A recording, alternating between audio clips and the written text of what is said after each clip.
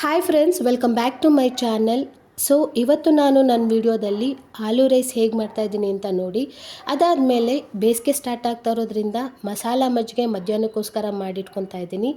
ಅದಾದಮೇಲೆ ನಿಮಗೆಲ್ಲ useful tips ಒಂದು ಕೊಡ್ತಾ ಇದ್ದೀನಿ. ಸೊ ವಿಡಿಯೋನ ಲಾಸ್ಟ್ವರೆಗೂ ಸ್ಕಿಪ್ ಮಾಡದೆ ನೋಡಿ ಅಂತ ಹೇಳ್ತಾ ಇದ್ದೀನಿ. ಸೊ ಇವತ್ತು ಮಾರ್ನಿಂಗ್ ಎದ್ದಿದ ತಕ್ಷಣವೇ ನಾನು ವಾರ್ಮ್ ವಾಟರ್ ವಿತ್ ಲೆಮನ್ನಿಂದ ಸ್ಟಾರ್ಟ್ ಮಾಡ್ತಾ ಇದ್ದೀನಿ. ಸೊ ನನ್ನ ಡೇ ಸ್ಟಾರ್ಟ್ ಆಗೋದೇ ಇದರಿಂದ, ವಾರ್ಮ್ ವಾಟರ್ ವಿತ್ ಲೆಮನ್ನಿಂದ ಸ್ಟಾರ್ಟ್ ಆಗುತ್ತೆ. So warm water with lemon ತೊಗೊಂಡಾಯಿತು. ಅದಾದಮೇಲೆ ಒಂದು ಹೆಲ್ದಿ ಜ್ಯೂಸ್ ಮಾಡ್ಕೊಳ್ಳೋಣ ಅಂದ್ಬಿಟ್ಟು ಊರಿಂದ ತಂದಿರೋ ಸಪೋಟೊ ಜ್ಯೂಸನ್ನ ಮಾಡ್ಕೊತಾ ಇದ್ದೀನಿ. ಸೊ ಇಲ್ಲಿ ಒಂದು ಸಪೋಟೊ ತೊಗೊತಾ ಇದ್ದೀನಿ. ಒಂದು ಸಪೋಟೊ ನನಗೆ ಸಾಕು. ಈಗ ನಾವು 3 ಜ್ಯೂಸ್ ಬೇಕಂದರೆ 3 ಗ್ಲಾಸ್ ಜ್ಯೂಸ್ ಬೇಕಂದರೆ 3 ಸಪೋಟೊ ಸಾಕು. ಸೊ ಇದು ಸ್ವೀಟು ಅದಾಗೆ ಸಿಕ್ಕಾಪಟ್ಟೆ ಇರೋದ್ರಿಂದ ನಾನು ಅದಕ್ಕೆ ಸಕ್ಕರೆ ಆಗಲಿ ಏನಾಗಲಿ ಯೂಸ್ ಮಾಡ್ತಾಯಿಲ್ಲ. ನೀವು ಬೆಲ್ಲ ಅಥವಾ ಜೇನನ್ನು ಯೂಸ್ ಮಾಡ್ಕೊಬೋದು. ಸಪೋಟೊ ಜಾರ್ಗೆ ಹಾಕ್ಕೊಂಡು ಸ್ವಲ್ಪ ಹಾಲು ಹಾಕ್ಕೊಂಡು ನಾನು ಜ್ಯೂಸ್ ಮಾಡ್ಕೊತಾ ಇದ್ದೀನಿ. ತುಂಬ ಟೇಸ್ಟಿಯಾಗಿರುತ್ತೆ. ಏನಾದ್ರು ಒಂದು ಹೆಲ್ದಿ ಜ್ಯೂಸ್ ಮಾಡ್ಕೊಬೇಕು ಅಂದರೆ ನೀವು ಹಣ್ಣು ಈ ರೀತಿ ಯಾವ್ದಾದ್ರು ಒಂದು ಜ್ಯೂಸ್ ಮಾಡ್ಕೊಂಡು ಕುಡಿಬೋದು. ನಾನಿವತ್ತು ಸಪೋಟೊ ಜ್ಯೂಸ್ ಮಾಡಿಕೊಂಡು ತೊಗೊತಾ ಇದ್ದೀನಿ.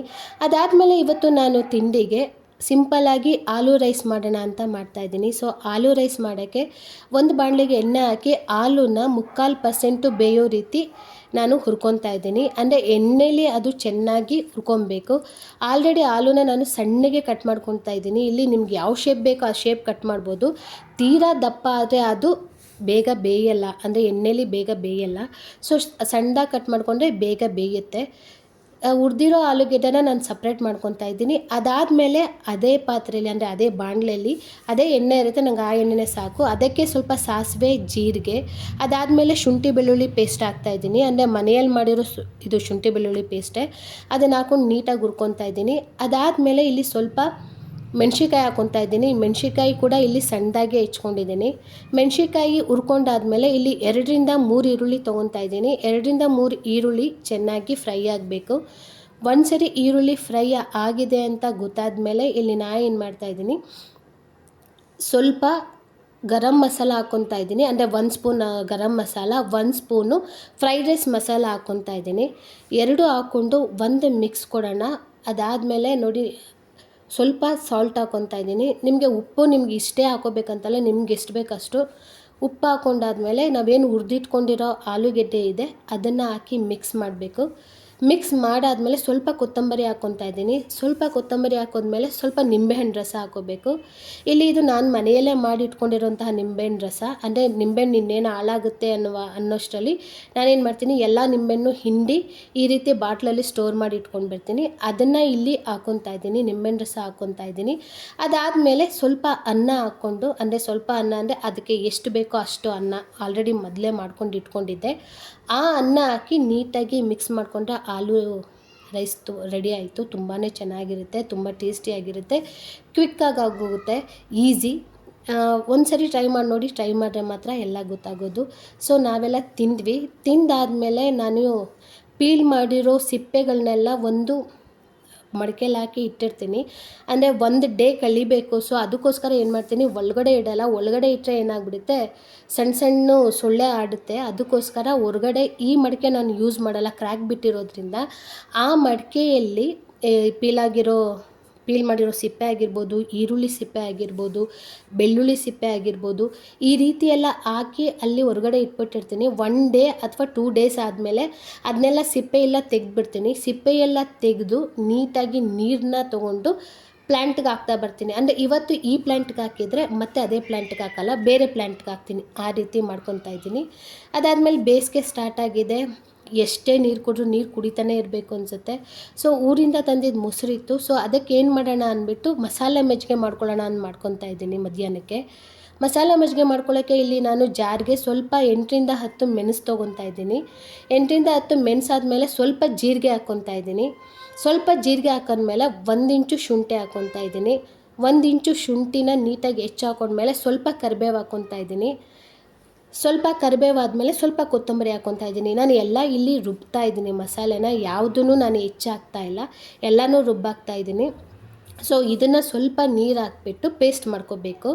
ಇದು ಪೇಸ್ಟ್ ಆದಮೇಲೆ ನಾವೇನು ಮೊಸರು ತೊಗೊಂಡಿರ್ತೀವೋ ಮೊಸರನ್ನು ಕೂಡ 1 ರೌಂಡ್ ಮಿಕ್ಸಿಲಿ ಗ್ರೈಂಡ್ ಮಾಡಿ ಇಟ್ಕೊಂಡಿದ್ದೀನಿ.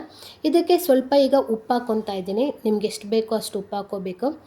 ಉಪ್ಪು ಹಾಕೊಂಡ್ಮೇಲೆ ಈಗ ನಾವೇನು ರುಬ್ಬಿಟ್ಕೊಂಡಿರೋ ಪೇಸ್ಟ್ ಇತ್ತು ಆ ಪೇಸ್ಟನ್ನ ಈ ಮಜ್ಜಿಗೆ ಒಳಗಡೆ ಹಾಕ್ಬಿಟ್ಟು ನೀಟಾಗಿ ಏನು ಮಾಡಬೇಕು, ಇನ್ನೊಂದು ಸರಿ ನೀರು ಹಾಕ್ಬಿಟ್ಟು ನಮ್ಗೆ ಎಷ್ಟು ನೀರು ಬೇಕು ಅಂದರೆ ನೀವು ಮಜ್ಜಿಗೆ ಯಾವ ರೀತಿ ತೆಳ್ಳು ಕುಡಿತೀರಾ ಗಟ್ಟಿ ಕುಡಿತೀರಾ, ಮಜ್ಜಿಗೆ ಆಲ್ಮೋಸ್ಟ್ ಆಲ್ ಎಲ್ಲ ತೆಳ್ಳಗೆ ಕುಡಿಯೋದು, ಅಷ್ಟು ನೀರು ಹಾಕ್ಕೊಂಡ್ಬಿಟ್ಟು ಏನು ಮಾಡಬೇಕು ಮತ್ತೆ ಗ್ರೈಂಡ್ ಮಾಡ್ಕೊಂಡ್ಬಿಟ್ರೆ ಮಸಾಲ ಮಜ್ಜಿಗೆ ರೆಡಿ ಆಗಿಬಿಡುತ್ತೆ. ಇಲ್ಲಿ ನಾನು ಯಾವುದೇ ರೀತಿ ಈರುಳ್ಳಿ ಕಟ್ ಮಾಡಾಕೊತಾ ಇಲ್ಲ.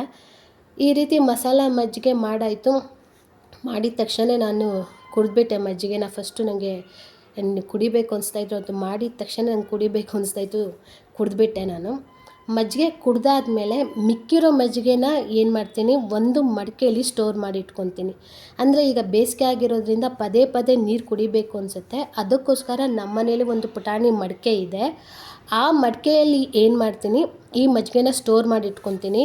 ಈ ಮಜ್ಜಿಗೆ 1-2 ಅವರ್ಸ್ ಆದಮೇಲೆ ಅದು ಎಷ್ಟು ತಣ್ಣಗಿರುತ್ತೆ ಅಂದರೆ ನ್ಯಾಚುರಲ್ ಫ್ರಿಜ್ ಅಂತಲೇ ಹೇಳ್ಬೋದು. ಈ ಮಡಿಕೆನ ನ್ಯಾಚುರಲ್ ಫ್ರಿಜ್ಜಾಗೆ ವರ್ಕ್ ಮಾಡುತ್ತೆ. ಇದು ಎಷ್ಟು ತಣ್ಣಗಿರುತ್ತೆ, ಎಷ್ಟು ಟೇಸ್ಟಿಯಾಗಿರುತ್ತೆ ಅಂದರೆ ನನಗೆ ಮಡಿಕೆಯಲ್ಲಿ ಮಾಡಿರೋ ಅಡುಗೆ ಆಗಿರ್ಬೋದು, ಮಡಿಕೆಯಲ್ಲಿ ಇಟ್ಟಿರೋ ಮಜ್ಜಿಗೆ ನೀರಾಗಿರ್ಬೋದು ತುಂಬಾ ಇಷ್ಟ ಆಗುತ್ತೆ. ಸೊ ಅದಕ್ಕೆ ಈ ರೀತಿ ಸ್ಟೋರ್ ಮಾಡಿ ಇಟ್ಕೊಂಡು ನೀರು ಕುಡಿಬೇಕು ಅಂದಾಗಲೆಲ್ಲ ಮಜ್ಜಿಗೆನೇ ಕುಡಿಯೋಣ ಅಂದ್ಬಿಟ್ಟು ಈ ರೀತಿ ರೆಡಿ ಮಾಡಿ ಮುಚ್ಚಿ ಇಟ್ಬಿಡ್ತೀನಿ. 2 ಅವರ್ಸ್ ಆದಮೇಲೆ ಅದನ್ನು ಯೂಸ್ ಮಾಡೋದು. ಅದಾದಮೇಲೆ ಇಲ್ಲಿ ತರಕಾರಿ ತೊಗೊಂಡಿದ್ವಿ. ತರಕಾರಿ ಅಂದರೆ ಒಂದೇ ಸರಿಗೆ ನಾವೇನು ಮಾಡ್ತೀವಿ, ತರಕಾರಿ ತೊಗೊಂಡ್ಬಿಡ್ತೀವಿ. ಪದೇ ಪದೇ ಹೋಗೋಕ್ಕಾಗಲ್ಲ. ಇಲ್ಲಾಂದರೆ ಇವಾಗ ಬೆಳಗ್ಗೆಗೆ ತರಕಾರಿ ಯೂಸ್ ಮಾಡಿರ್ತೀವಿ, ತಿರ್ಗಾ ಸಾಯಂಕಾಲಕ್ಕೆ ನಮಗೆ ಮತ್ತೆ ತರಕಾರಿ ಬೇಕು, ಮತ್ತೆ ಅಂಗಡಿಗೆ ಹೋಗಿ ತರೋಕ್ಕಾಗಲ್ಲ. ಅದಕ್ಕೆ ಒಟ್ಟಿಗೆ ನಾವು 1 ವಾರಕ್ಕಾಗೋಷ್ಟೋ ಅಥವಾ 4-5 ದಿನಕ್ಕಾಗೋಷ್ಟೋ ತರಕಾರಿ ತಂದಿರ್ತೀವಿ. ಅದನ್ನು ನಾನೇನು ಮಾಡ್ತಿದ್ದೀನಿ, ಎಲ್ಲ ಇಟ್ಕೊಂಡಿದ್ದೀನಿ. ಫಸ್ಟು ಕೆಳಗಡೆ ನಾನು ಒಂದು ಪೇಪರ್ ಹಾಸ್ಕೊಂಡ್ಬಿಟ್ಟಿದ್ದೀನಿ, ಯಾಕಂದರೆ ಅದು ನೀರು ಆಡಬಾರ್ದು ಅಂತ.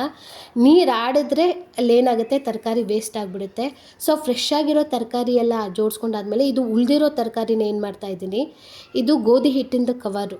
ಆ ಕವರ್ ಒಳಗಡೆ ನಾನೇನು ಮಾಡ್ತಾಯಿದ್ದೀನಿ, ಇದನ್ನು ಹಳೆ ತರಕಾರಿ ಸ್ಟೋರ್ ಮಾಡಿಟ್ಕೊತಾ ಇದ್ದೀನಿ. ಅಂದರೆ ಈಗ ನನಗೆ ಗೊತ್ತಾಗುತ್ತೆ ಇದು ಹಳೆ ತರಕಾರಿ. ಫಸ್ಟು ನಾವು ಫ್ರಿಜ್ಗೆ ಓಪನ್ ಮಾಡಿದ ತಕ್ಷಣ ಹಳೆ ತರಕಾರಿ ಇದೆ, ಖಾಲಿ ಮಾಡಬೇಕು ಅನ್ನೋದು ಗೊತ್ತಾಗುತ್ತೆ. ಆಗೇನಾಗುತ್ತೆ, ತರಕಾರಿ ಕೂಡ ವೇಸ್ಟ್ ಆಗೋಲ್ಲ. ಹಳೆ ತರಕಾರಿ ವೇಸ್ಟ್ ಮಾಡಿದ್ವಿ ಅಂತ ನಾವು ಫೀಲ್ ಆಗೋಕ್ಕಾಗಲ್ಲ, ಯೂಸ್ ಆಯ್ತಲ್ಲ ಅಂತ ಖುಷಿ ಪಡ್ಬೋದು. ಅದಕ್ಕೋಸ್ಕರ ಈ ರೀತಿ ಒಂದು ಕವರಲ್ಲಿ ಹಾಕಿ ಸಪ್ರೇಟಾಗಿ ಇಟ್ಕೊಂಡ್ಬಿಟ್ರೆ ನಮ್ಗೆ ಗೊತ್ತಿರುತ್ತೆ ಫಸ್ಟು ನಾವು ಅದನ್ನೇ ಯೂಸ್ ಮಾಡಬೇಕು ಅಂತ. ಅದಾದಮೇಲೆ ನಾನು ನಿಮ್ಗೊಂದು ಯೂಸ್ಫುಲ್ ಟಿಪ್ಸ್ ಕೊಡ್ತಾಯಿದ್ದೀನಿ. ಏನಪ್ಪ ಅಂದರೆ, ಈ ಕಡೆ ಸ್ಕ್ರಬ್ಬರ್ ಇದೆ, ಆ ಕಡೆ ಚೆಗರೆ ಇದೆ. ಸೊ ನಾನು ಸ್ಟಿಲ್ಲು ಈಗಲೂ ಕೂಡ ಸ್ಕ್ರಬ್ಬರೇ ಯೂಸ್ ಮಾಡ್ತಾ ಇರೋದು. ಸೊ ಸ್ಕ್ರಬ್ಬರಿಂದ ಚೆಗರೆಗೆ ನಾನು ಸ್ವಿಚ್ ಆನ್ ಆಗೋಣ ಅಂತ ಡಿಸೈಡ್ ಮಾಡಿದ್ದೀನಿ. ಅಂದರೆ ನಾನು ಕೆಲವೊಂದು ಇನ್ಸ್ಟಾದಲ್ಲಿ ಎಲ್ಲದರಲ್ಲೂ ನೋಡಿ ಪೇಪರಲ್ಲಿ ಓದಿಬಿಟ್ಟು ನಾನು ಈ ರೀತಿ ಮಾಡ್ತಾ ಇರೋದು. ಅಂದರೆ ಈ ಏನಿದೆ ಸ್ಕ್ರಬ್ಬರ್ ಯೂಸ್ ಮಾಡ್ತಾ ನಾವೇನು ಮಾಡ್ತೀವಿ, ಹಳೇದಾದ್ಮೇಲೆ ಡಸ್ಟ್ಬಿನ್ಗೆ ಹಾಕ್ತೀವಿ. ಡಸ್ಟ್ಬಿನ್ಗೆ ಹಾಕಿದ್ಮೇಲೆ ಅದು ಮಣ್ಣಲ್ಲಿ ಕರಗಲ್ಲ. ಸೊ ಅದು ಪರಿಸರಕ್ಕೂ ಒಳ್ಳೆಯದಲ್ಲ. ಆದರೆ ಚೆಗರೆ ನಮಗೂ ಒಳ್ಳೆಯದೆ, ಪರಿಸರಕ್ಕೂ ಕೂಡ ಒಳ್ಳೆಯದೆ. ಸೊ ನೋಡಿ, ನಾವು ಈಗ ಪಾತ್ರೆ ಬೆಳಗಬೇಕು ಅಂದರೆ ಆ ರೀತಿ ನೀಟಾಗಿ ಚೆಗರೆನ ಬಿಡಿಸ್ಕೊತೀವಿ. ಚೆಗರೆ ಬಿಡಿಸ್ಕೊಂಡಾಗ ಆ ಚೆಗರೆದೆಲ್ಲ ಏನಾಗುತ್ತೆ, ಪುಡಿ ಕೆಳಗಡೆ ಉದುರ್ಕೊಳ್ಳುತ್ತೆ. ನೋಡಿ, ಈ ರೀತಿ ಪುಡಿ ಉದುರ್ಕೊಳ್ಳುತ್ತೆ. ಈ ಪುಡಿ ಏನಿದೆ, ಈ ಪುಡಿನೇ ಕೋಕೋಪಿಟ್ ಅಂತ ಅಂತಾರೆ. ಅಂದರೆ ಅದಕ್ಕೆ ಸ್ವಲ್ಪ ಮಣ್ಣು ಹಾಕ್ಬಿಟ್ಟು ಸ್ವಲ್ಪ ಅದು ಮಿಕ್ಸ್ ಆಗಕ್ಕೆ ಬಿಟ್ಟರೆ ಅದೇ ಕೋಕೋಪಿಟ್ ಆಗುತ್ತೆ.